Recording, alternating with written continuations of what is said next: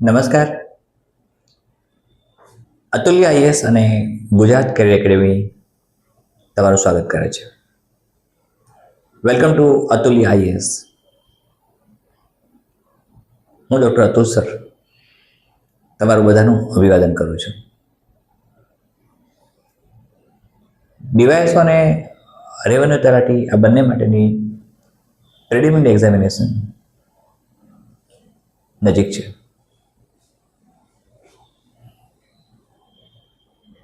હું જાણું છું અને હું માનું છું તે પ્રમાણે તમે બધા જ અત્યારે પ્રિલિમિનરી પરીક્ષાની તૈયારીમાં એકદમ વ્યસ્ત છો અને વ્યસ્ત રહેવું પણ જોઈએ. મિત્રો, કોઈ પણ સ્પર્ધાત્મક પરીક્ષા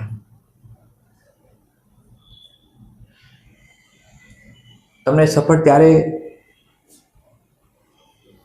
બનાવે છે, તમે સફળતા ત્યારે મેળવો છો જ્યારે તમારામાં કેટલાક ચોક્કસ ગુણધર્મો હોય, ન હોય તો વિકસાવવા પડે. અને આ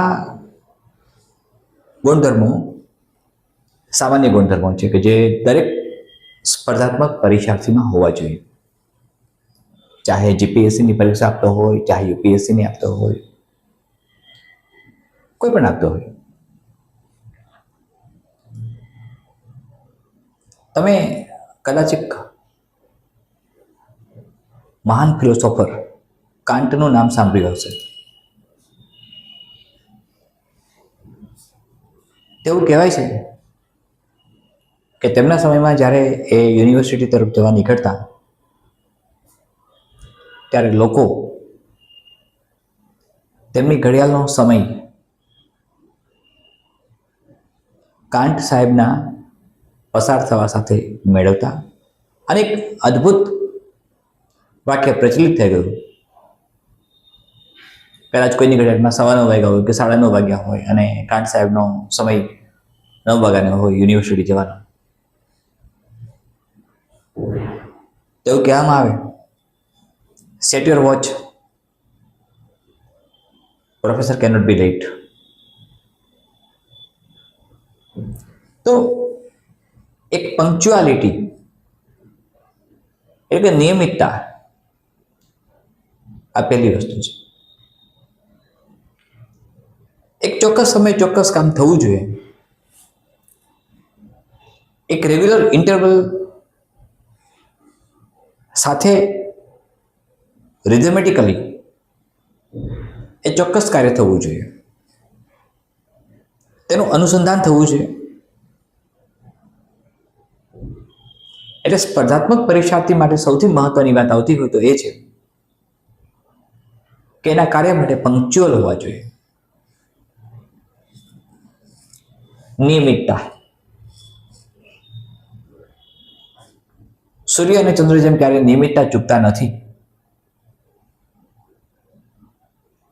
તેમ આપણી નિયમિતતા, પંક્ચ્યુઆલિટી ખૂબ જ મહત્વનો પાર્ટ પ્લે કરે છે. હવે જ્યારે ડીવાયએસઓ અને રેવન્યુ તલાટી ખૂબ નજીક છે મિત્રો, ત્યારે તમે તમારી તૈયારી કયા પ્રકારે કરશો? તો તમારી પાસે જે 24 કલાક છે એ 24 કલાકને વિભાજિત કરો. એક મેપ બનાવો. તમારી કાર્યશૈલી, જીવનશૈલી, તમારા શેડ્યુલ, આ બધાને ઓબ્ઝર્વ કરો, આ બધાનું એનાલિસિસ કરો, આ બધાને આધારે એક મેપ બનાવો.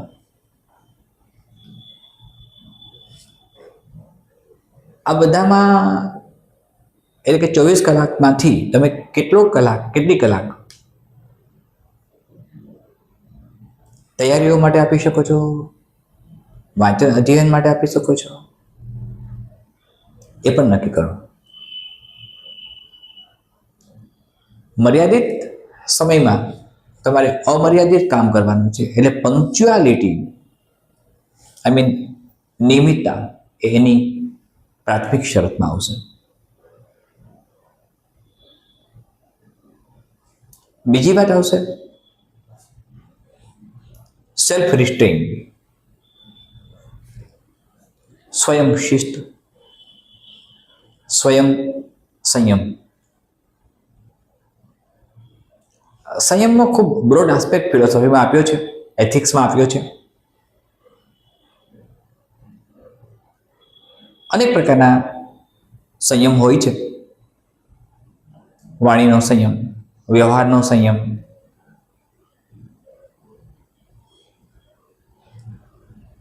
આચરણનો સંયમ.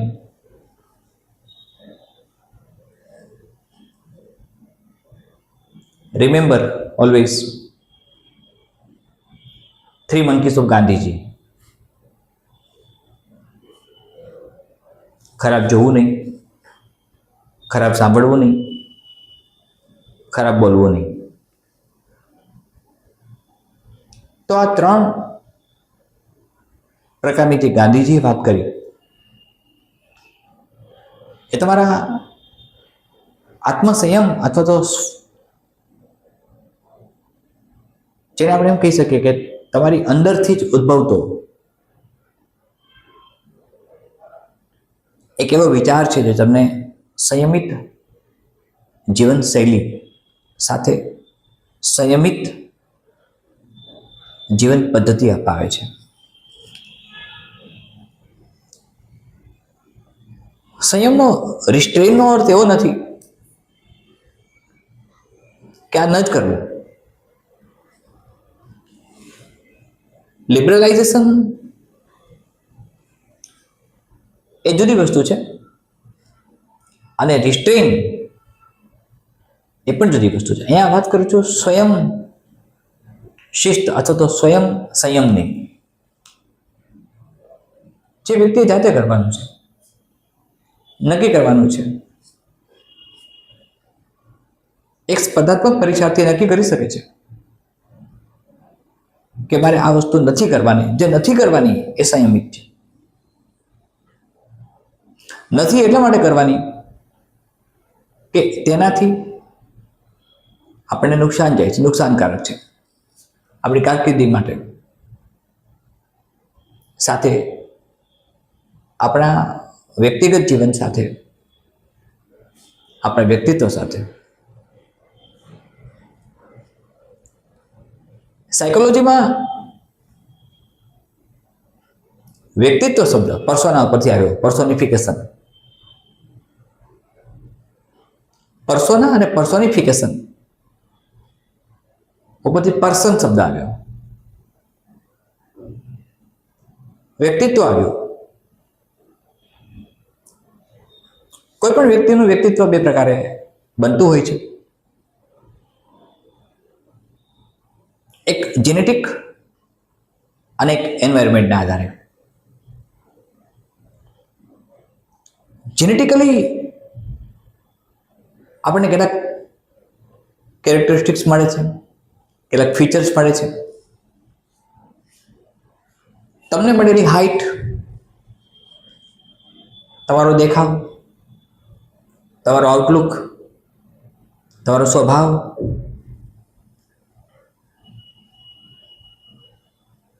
આ બધું જ તમને જેનેટિકલી મળેલું છે, મને જેનેટિકલી મળેલું છે. વ્યક્તિત્વના નિખાર માટે કે વ્યક્તિત્વના ઘડતર માટે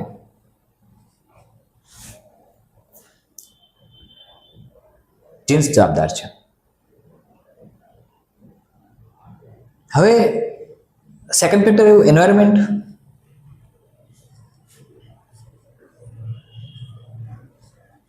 આપણે કયા પ્રકારના વાતાવરણમાં રહીએ છીએ, આપણે જ્યારે મેચ્યોર નહોતા ત્યારે આપણો ઉછેર કેવો થયો,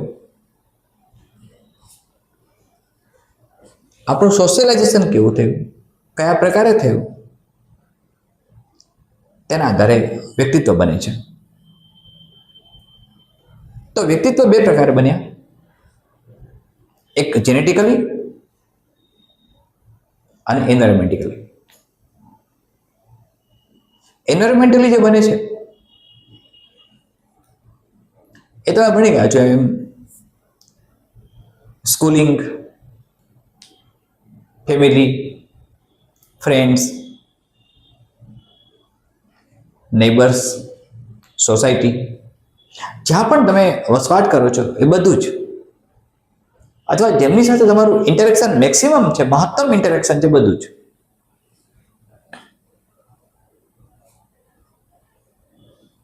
જે એન્વાયરમેન્ટ સાથે કન્સર્ન કરે છે.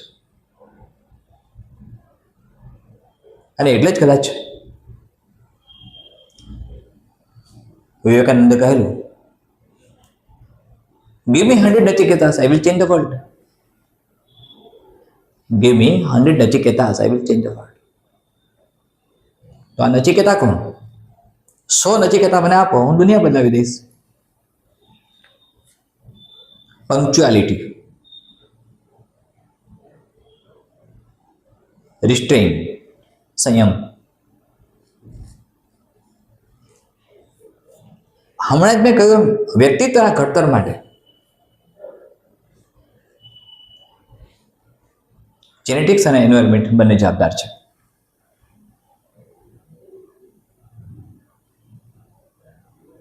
કોઈ પણ વ્યક્તિ કેવો બને છે તેની આસપાસનું વાતાવરણ પણ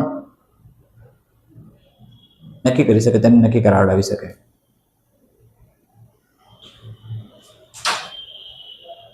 કદાચ તમે સોશિયલાઇઝેશનનો એક સ્ટડી કેસ કર્યો હોય અથવા કેસ સ્ટડી કર્યો હોય તો ઇન્દુ બિંદુ નામના બે પાત્રો, અમલા કમલા નામના બે પાત્રો નામ આપવામાં આવ્યા છે દીકરીઓના, છોકરીઓના, જે ગુફાઓમાંથી મળેલી નોર્થ ઈસ્ટ એરિયામાંથી. આ અમલા કમલા, ઇન્દુ બિંદુ સોશિયલાઇઝેશનથી દૂર રહી ગયા.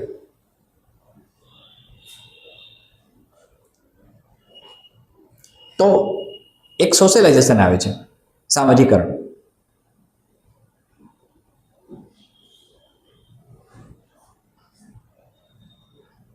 સાથે પેશન, ધીરજ. એક પરીક્ષામાં ઓછા માર્ક્સ આવ્યા છે, 3-4 પરીક્ષામાં ઓછા માર્ક્સ આવ્યા, 5 પરીક્ષામાં ઓછા માર્ક્સ આવ્યા. તો ઓછા માર્ક્સ આવવાથી, ધીરજ ગુમાવવાથી તમે પરિસ્થિતિને ટાળી નહીં શકો. એટલે પરિસ્થિતિ પર નિયંત્રણ લાવવા માટે તમારે ધીરજ રાખવી ફરજિયાત છે. પરીક્ષા તેના સમયે જ લેવાશે.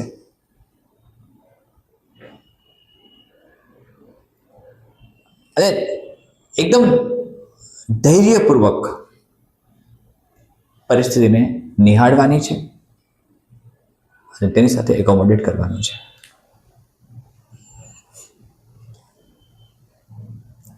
આગળ હજી એક સહનશીલતા, ટોલરન્સ પાવર. આ પહેલાના અનેક લેક્ચરમાં હું કહી ચૂક્યો છું, કદાચ 2 કે 3 સેશનમાં મેં કહ્યું હશે. તિતિક્ષા ખૂબ મહત્વની ભૂમિકામાં આવે. ખૂબ જ બોડીને એડેપ્ટ કરે છે, માઇન્ડને એડેપ્ટ કરે છે, માઇન્ડને એકોમોડેટ કરે છે. અને જે એડેપ્ટ કરી શકે છે એ સર્વાઈવ કરે છે. સર્વાઈવલ ફોર ધ ફિટેસ્ટ બાયોલોજીનો બેઝિક રૂલ છે. એટલે તમારે ત્યાં પણ ધ્યાન આપવું પડે છે. તમારી સહનશીલતા, ટોલરન્સ,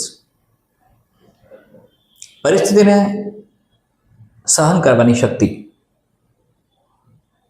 જે પરિસ્થિતિ તમારી સામે છે એ તમે બદલાવી ન શકો ત્યારે એને સહ્ય બનાવવી પડે. અને સહ્ય બનાવવી હોય તો એ પરિસ્થિતિ સાથે એકોમોડેટ કરવું પડે, એ પરિસ્થિતિ સાથે એડેપ્ટેશન કરવું પડે. આપણે પરિસ્થિતિ બદલાવી શકતા નથી, પણ આપણે આપણને તો બદલાવી શકીએ છીએ, એ આપણા હાથમાં છે. એટલે એક સૌથી મહત્વની વાત આવી ટોલરન્સ, સહનશીલતા, ધીરજ જોઈએ. ઝડપથી પહોંચવાની ઉતાવળમાં કદાચ ક્યાંક એવું બને આપણે ઘણું બધું ગુમાવી દઈએ છીએ. તમે લિયો ટોલ્સ્ટોયની અદ્ભુત વાર્તા વાંચી હશે. એક માણસને કહેવામાં આવે છે કે તું જેટલું ચાલી શકે જમીન તારી, અને ચાલવાની, દોડવાની, વધારે જમીન મેળવવાની લાલચમાં ખૂબ દોડે છે. શરત હતી કે ફરીથી એ જ પોઈન્ટ ઉપર સૂર્યાસ્ત પહેલાં પહોંચી જવું. એ પહોંચી શકતો નથી અને એનું મૃત્યુ થઈ જાય છે. લિયો ટોલ્સ્ટોયની આ ગજબની ફિલોસોફિકલ વાર્તા હતી.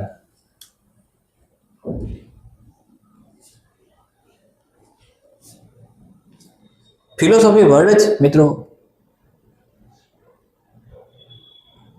ફિલોસ અને સોફિયા પરથી આવ્યો. Philos means love and sophia means knowledge, જ્ઞાન અને પ્રેમ. સાથે તમારામાં આત્મસમર્પણ, સેલ્ફ સરેન્ડર કરવાની વૃત્તિ હોવી જોઈએ. સરેન્ડર કોને કહેવાય?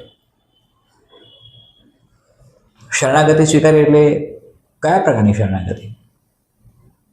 લોકનાયક જયપ્રકાશ નારાયણે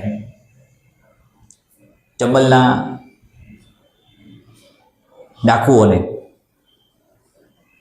શરણાગતિ લેવડાવી સભ્ય સમાજમાં સ્થાન આપવાનો પ્રયત્ન કર્યો. એક કન્ડિશન હતી,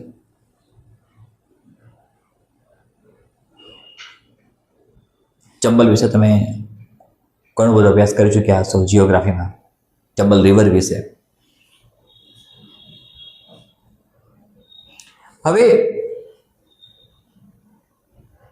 આત્મસમર્પણનો અર્થ એવો થયો કે તમે તમારા કાર્યને સમર્પિત થાવ છો. લાચારી નથી કરતા, વિવશ નથી, હેલ્પલેસનેસ નથી તમારામાં, પણ તમારા કાર્યને સમર્પિત છો. તમારી કાર્ય નિષ્ઠા ગજબની છે. તમે વાંચો છો ડીવાયએસઓનું, હિસ્ટ્રી વાંચો છો તો તમે હિસ્ટ્રી માટે સમર્પિત છો. જીઓગ્રાફી વાંચો છો તો જીઓગ્રાફી માટે સમર્પિત છો. જે પણ અધ્યયન કરો છો એ અધ્યયનમાં તમે ઇન્વોલ્વ છો. તમારું 100% ડેડિકેશન છે. એટલે એ શરણાગતિ છે કે જેમાં તમે તમારા કાર્ય માટે સમર્પિત થાવ છો, તમે સરેન્ડર થાવ છો. એટલે સમર્પણ. અને તમે ત્યારે સમર્પિત થાવ છો ત્યારે તમારું બ્રેઇનના બંને part, left hemisphere of brain and right hemisphere of brain, એ બંને કામ કરે છે.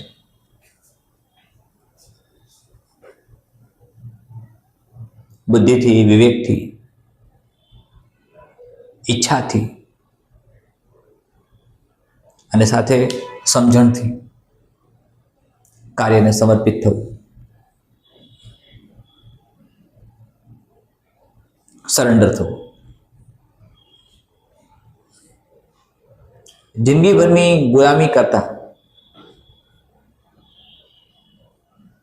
એક વખત સમર્પિત થઈ જવું સારું.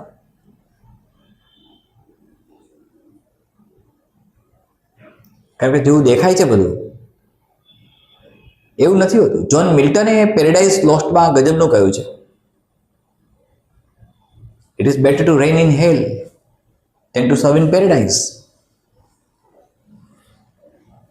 It is better to reign in hell than to serve in paradise. એટલે આ એક મહત્વની વાત થઈ. સાથે અનુભવ બોધ. અનુભવ બોધની જ્યારે વાત કરીએ મિત્રો ત્યારે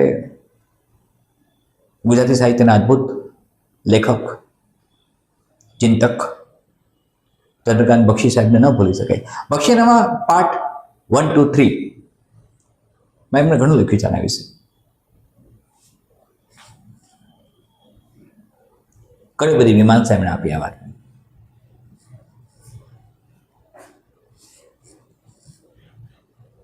તો આપણે આ બધા જ મુદ્દાઓને ધ્યાનમાં રાખવાના છે. એક સ્પર્ધાત્મક પરીક્ષાર્થી જ્યારે પરીક્ષા આપવા જાય છે ત્યારે એનામાં બધા જ ગુણધર્મો હોવા જોઈએ. અને આ જો હોય તો આપણને સફળતા મળે છે, બેશક મળે છે.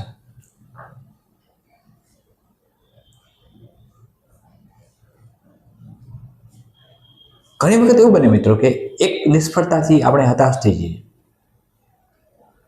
2 નિષ્ફળતાથી હતાશ થઈ જઈએ. નકારાત્મક અથવા નેગેટિવ એનર્જી જે છે એનાથી દૂર રહો. નિષેધાત્મક વિચારો નહીં કરો. ફોલ્ટ ફાઇન્ડર નહીં બનો. બીજાના દોષોને જોવાની ટેવ ન પાડો, અથવા તો બીજામાં દોષ છે તેથી મારી સાથે આવું બન્યું એ વૃત્તિને ટાળો, એ વૃત્તિને દૂર કરો.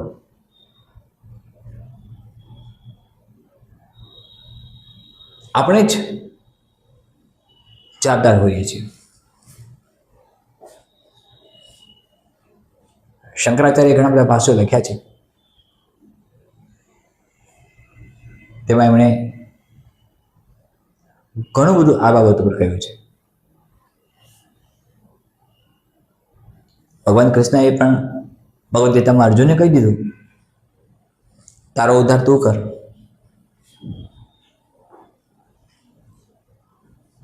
મને બી ખબર છે કે તમારી જવાબદારીઓ, ઉંમર વધે તેમ જવાબદારીઓ વધે, પ્રેશર વધે. સામાજિક social pressure, family pressure, society pressure, સરકારી નોકરી મેળવવાની અભિલાષા, જરૂરિયાત, આ બધું જ પ્રેશર અને ટેન્શન ઇન્ક્રીઝ કરે, વધારે. પણ એમાંથી મુક્ત થવાનો એક જ રસ્તો છે, સા વિદ્યા વિમુક્ત.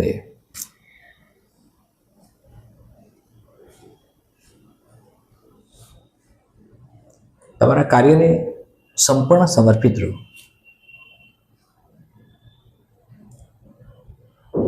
કર્મનિષ્ઠ અને કર્મશીલ બનો.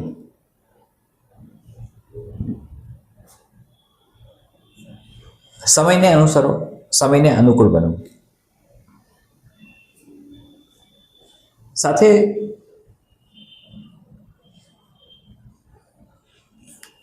આસપાસની ઘટનાઓનું નિરીક્ષણ કરીને, મેં કહ્યું ને કે વ્યક્તિત્વ 2 પ્રકારે બને, જેનેટિકલી અને એન્વાયરમેન્ટિકલી. હવે એન્વાયરમેન્ટલી જે બને છે એ તો આસપાસના વાતાવરણમાંથી આપણે કેમ બનીએ છીએ. તમે જ્યારે કોઈ પણ કેસ સ્ટડી કરો છો એના આધારે જ છે. તમારું વર્તન, વાણી, વ્યવહાર, આચાર કયા પ્રકારે પરિવર્તિત થાય છે કોઈ ચોક્કસ પરિસ્થિતિ પ્રમાણે.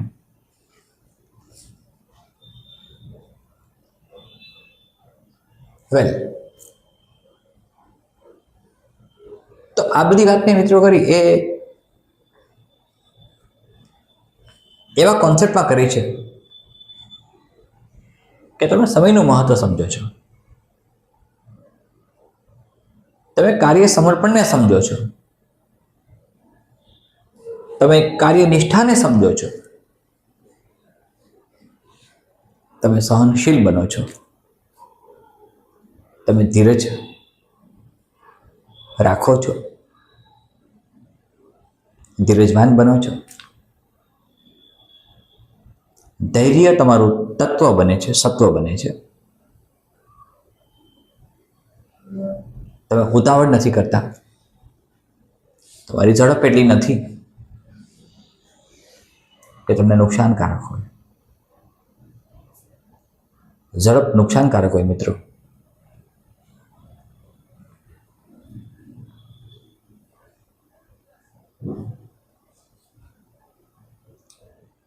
મેડિસિનમાં જ્યારે હું અમદાવાદ બીજે મેડિકલ કોલેજમાં અભ્યાસ કરતો હતો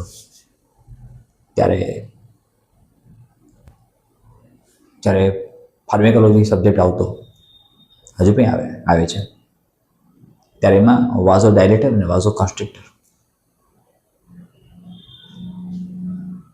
આ બે પ્રકારની મેડિસિન બ્લડ પ્રેશર માટે આપવામાં આવે.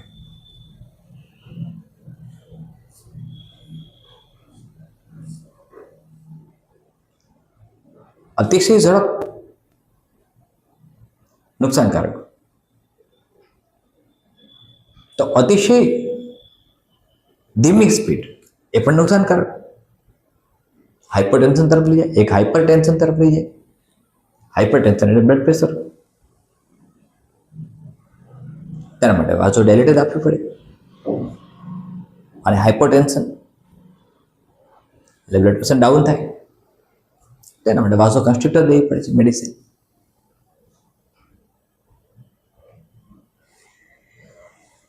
હવે ઇન શોર્ટ કે તમારે બેલેન્સ રાખવાનું છે, સંતુલન જાળવવાનું છે. જો તમે સંતુલન જાળવી શકશો તો સફળતા તમારી છે. અતુલ્ય આઈએએસ તરફથી હું તમને માર્ગદર્શન આપી શકું છું.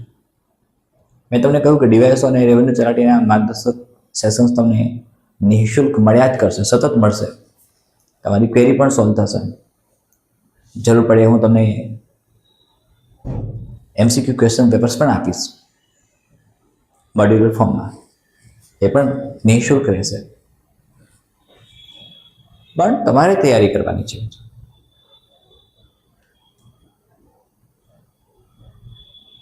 મન અને દિમાગને સ્વસ્થ રાખીને તમે તમારી તૈયારીઓમાં પ્રવૃત્ત રહો. એટલે એક મેપ બનાવો. 24 અવર્સમાં તમે તમારી કેટલી કલાકો અધ્યયનમાં આપી શકો છો, તૈયારીઓમાં આપી શકો છો, કેટલી કલાક તમારા ફેમિલી માટે જાય છે, કેટલી કલાક તમારા રૂટીન માટે જાય છે, તમારા રૂટીન શેડ્યુલ માટે જાય છે. જો વ્યવસાય કરતા હો, નોકરી કરતા હો, તેમાં કેટલો સમય જાય છે. પરિવાર હોય, ફેમિલી હોય તો એની સાથે કેટલો સમય તમારો જાય છે. ફેમિલી હોય જ, પરિવાર તો હોય જ, પણ પરિવારમાં રિસ્પોન્સિબલ પર્સન તરીકે તમારી ભૂમિકા કઈ છે એના આધારની વાત કરું છું. તો તમે રિસ્પોન્સિબલ પર્સન હો ફેમિલીમાં, તો ફેમિલી માટેની રિસ્પોન્સિબિલિટી તમારી કેટલી આવે છે, એના માટેનો કેટલો સમય જાય છે. આ બધાના આધારે એક સામાન્ય મેપ બનાવો.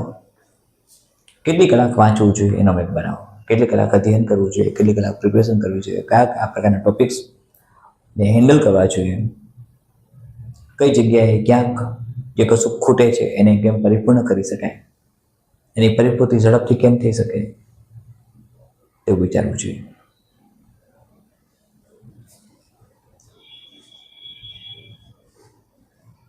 મિત્રો, પ્રિલિમિનરી રાઉન્ડ એવો હશે કે જે તમને માત્ર સ્કેન કરે છે, તમારું સ્ક્રીનિંગ થાય છે. આ તમારા સ્ક્રીનિંગ ટેસ્ટમાં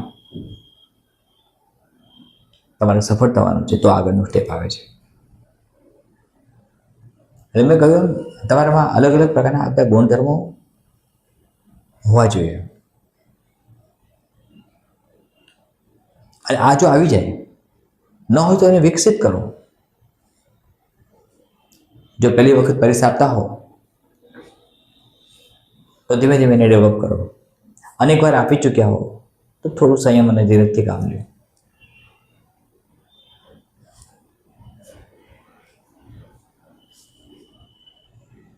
મેં અનેક પરીક્ષાર્થીઓ એવા જોયા છે જેઓ અનેક વારના પ્રયાસો પછી પણ, નિષ્ફળ ગયા પછી પણ જાગૃત રહે છે, નિરાશ થતા નથી. અને કદાચ એવું થાય તો હજારી પ્રસાદ દ્વિવેદીનું એક અદ્ભુત પોએમ છે, ક્યો નિરાશ હુઆ જાય. એક વખત વાંચજો.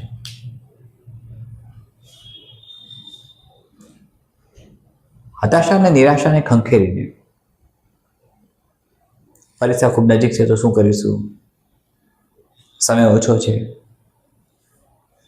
આ બધી વાતોને હવે અવકાશ નથી. આ બધી વાતોની ચર્ચાને પણ હવે અવકાશ નથી. એટલે સતત તમે કાર્યરત રહો.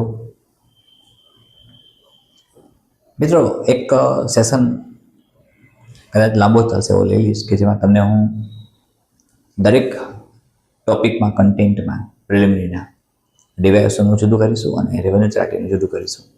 એ બંનેમાં કેટલી કલાક કયા પ્રકારે કયા ટોપિકને ન્યાય આપી શકાય તેની વિગતવાર ચર્ચા કરીશું. ચાહે એ વૈદિક એજ હોય, ચાહે ઇન્ડસ વેલી સિવિલાઇઝેશન હોય, ચાહે જિયોગ્રાફી હોય, ચાહે ઇન્ફોર્મેશન ટેકનોલોજી હોય, ચાહે સાયન્સ હોય, ચાહે ઇકોનોમિક્સ હોય, ગુજરાતી હોય, ઇંગ્લિશ હોય, વોટેવર લાઈક ધેટ, રિઝનિંગ હોય, મેથ્સ હોય, કોઈ પણ હશે. તમને રિઝનિંગ એવું શીખવાડે છે કે આના પછી આવું બની શકે. 1, 3, 5, 7, 9, 11 તમે 13 મૂકીને આવો છો, તમને ખબર છે કે 13 આવે તો શું કામ પૂછે છે તમને રિઝનિંગ? રિઝનિંગનો કન્સેપ્ટ પ્લેટોએ આપ્યો, એરિસ્ટોટલ આપ્યો. શું કામ આપ્યો? તર્ક શક્તિ, બુદ્ધિ શક્તિ, સમજણ શક્તિ આ તમને ભવિષ્યમાં બનનારી ઘટનાઓથી વાકેફ કરાવે છે કે આવું બની શકે. આવું બની શકે તો એક ઓફિસરે નિરીક્ષણ કરીને આવું બની શકે એને અટકાવવાનું છે. ભવિષ્યમાં દુર્ઘટના ન બને, ભવિષ્યમાં આ પ્રકારની ઘટનાઓ ન બને, એ પોતાની તાર્કિક સમજણ વડે, બૌદ્ધિક શક્તિ વડે એ સમસ્યાનો ઉકેલ લાવવાનો છે, ઉકેલની દિશામાં જવાનું છે. રિઝનિંગ તમને સમસ્યાની ઉકેલની દિશામાં લઈ જાય છે કે સમસ્યા આવી ઉત્પન્ન થાય તો એનો ઉકેલ તમે કેવો લાવી શકો. એટલે આ બધું જ તમારા માટે આવશ્યક છે અને આ બધાની એક ચર્ચા વિગતવાર મિત્રો આપણે કરીશું. સતત વાંચતા રહેજો, મહેનત કરતા રહેજો. જ્યાં પણ તમને જરૂર છે ત્યાં ગભરાયા વિના, શરમાયા વિના, સંકોચ રાખ્યા વિના અતુલ્ય આઈએએસ અને ગુજરાત કેડર એકેડમીનો સંપર્ક કરી શકો છો હેલ્પલાઇન નંબર ઉપર. આજુબાજુ ટેરિટરીમાં રહેતા હો તો ચોક્કસ મુલાકાતે આવી શકો છો. ઇન્સ્ટિટ્યૂટ તમારા માટે કામ કરશે જ. ડિવાઇસ અને રેવન્યુ ચાર્ટિંગ માટે નિઃશુલ્ક તમને જ્યાં પણ મદદની જરૂર છે એ સતત મળ્યા કરશે. મને ખબર છે કે તમને કદાચ એટલો બધો વિશ્વાસ ન બેસતો હોય કે પહેલી વખત ઇન્સ્ટિટ્યૂટ ચાલતી હોય ત્યારે એ કયા પ્રકારે રિઝલ્ટ આપે, રિઝલ્ટ ક્યારે કેટલું મળ્યું ભૂતકાળમાં. પણ મિત્રો, કોઈ તો શરૂઆત કરવી પડશે ને, કોઈ શરૂઆત કરવી પડશે. અને મને કહેતા આનંદ આવે છે કે અતુલ્ય આઈએએસ અને ગુજરાત કેડર એકેડમીની શરૂઆત સારી રહી છે. આપણા રજીસ્ટર થયેલા 20 થી 25 વિદ્યાર્થીઓ STI 3 મીન્સ ક્લિયર કરવાના જ છે. સફળતાપૂર્વક પરીક્ષા પસાર કરીને અધિકારી બનવાના જ છે. તેવું પ્રાઇમરીલી અમને લાગ્યું છે, પ્રાથમિક અવલોકનમાં પણ લાગ્યું છે અને અત્યારે પણ કહું છું કે એ ઘટના બનવાની છે. કારણ કે મેં એમના પેપરો તપાસ્યા છે અને એમના આધારે જે ટેસ્ટ સિરીઝ એમણે ભરી એમના આધારે હું કહી શકું છું આપણે યુપીએસસી પ્રિલિમમાં ખૂબ જ સારું રિઝલ્ટ આપી શક્યા. મેન્સ માટે પણ એ જ પ્રકારની તૈયારીઓ અમે કરાવીએ છીએ, હું કરાવું છું. મિત્રો, વિશ્વાસ અને શ્રદ્ધા એ પ્રાથમિક શરત છે. શ્રદ્ધા હોવી જોઈએ. જે કાર્ય બને છે એ કાર્યમાં શ્રદ્ધા હોવી જોઈએ અને શ્રદ્ધાથી જ સફળતા મળે છે. શ્રદ્ધા અને વિશ્વાસથી જ. હા, આપણે એના ઓથેન્ટિસિટી કેટલી છે તપાસી લઈએ.